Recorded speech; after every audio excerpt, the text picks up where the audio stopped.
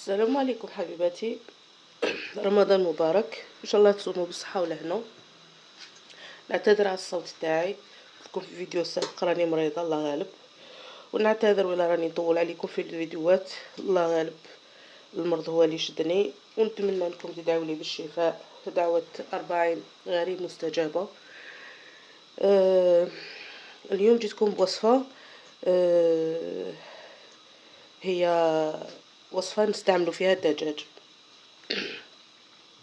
نبداو على بركة الله بالمقادير. نحتاج قدر، ناخذ افخاذ دجاج هذا اللي يجيو من تحت، نحتاجوها حسب افراد العائله ولا حسب ما حبيتو. انا درت 6 اطراف.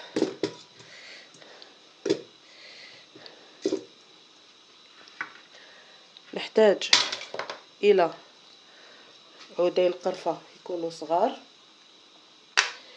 نحتاج الى 3 حبات حب الهيل.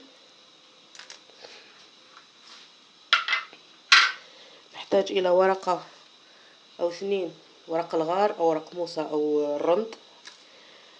نحتاج الى نصف بصله صغيره نحطها مباشره هكذا مقطعه. ونحتاج الى ثوم اون شوميز. الثوم اون شوميز هو الثوم بالقشر تاعو. انا نزير عليه هكذا بيدي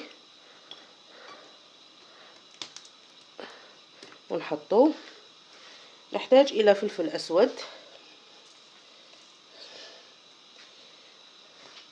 ونحتاج الى رشه جوز الطيب.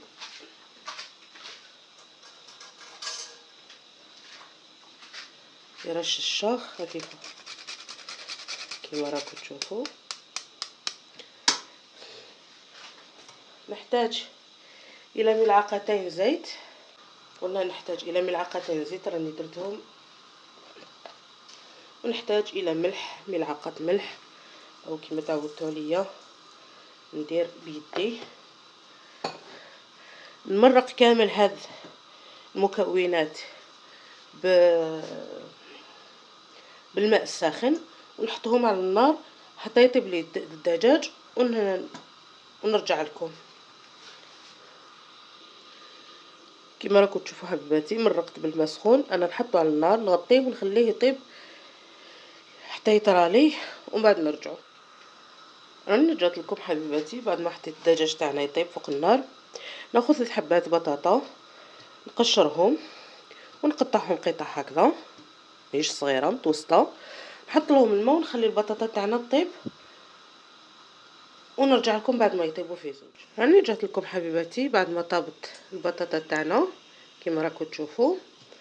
الان نجيب هذه اللي تهرس البطاطا، نهرس بها البطاطا تاعنا تكون سخونه، تخلوها تبرد تلقوا الجلوتين تاعها.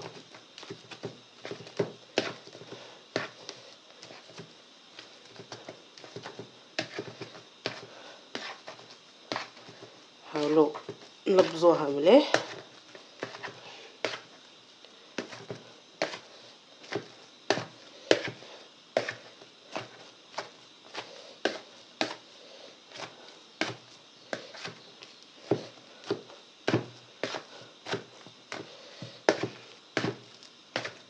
كما راكم تشوفوا نضيف ملعقه فلفل اسود،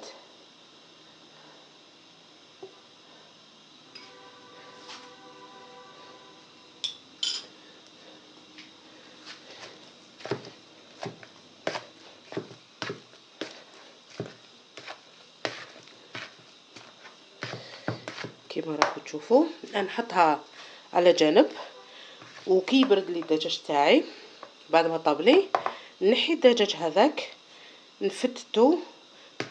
لكم الاختيار، حبيتوه قطع كبيره تفتتوه برك وتحطوه مع البطاطا تاعنا، حبيتوه قطع صغيره ميكسيوه بالميكسور وتخلطوه مع البطاطا الدجاج تاعنا. طابلنا الان نفصصوه نحيوه من العظم ما نرميوهش راح نحتاجوه باش نرجعوا فيه نشكلوا فيه. راني رجعت لكم حبيباتي بعد ما ارتحت الخليط تاعنا. نجيبوا هذوك العظم تاع الدجاج اللي ما عندهاش هذو لي كويس تقدر تجيب تاع لي زيسكيمو تشكلهم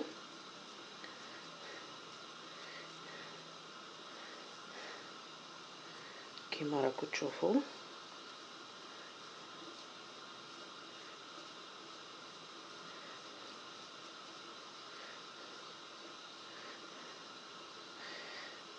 نشكلهم بهذه الطريقه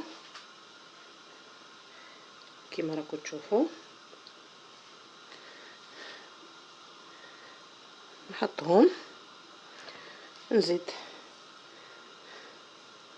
الثانيه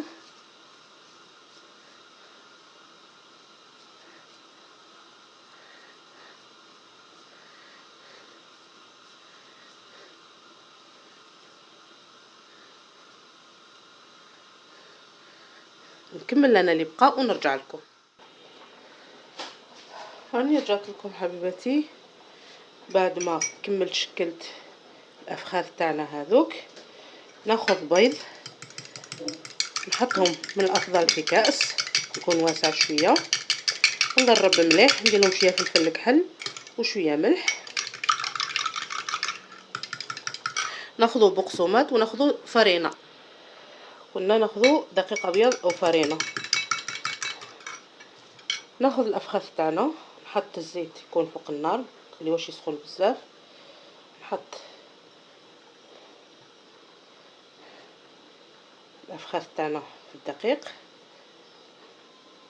كيما راكم تشوفوا ونجيب الكاس تاعنا نواسي هكذا باش تجي ساهل.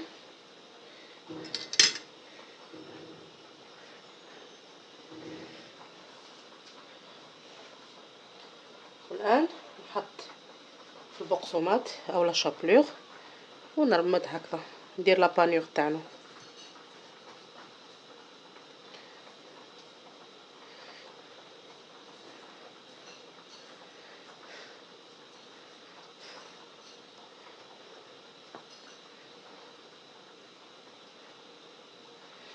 نكمل انايا نشكل ونرجع لكم كي يجي نقلي. راني رجعت لكم حبيباتي بعد ما كملت كيما راكم تشوفوا.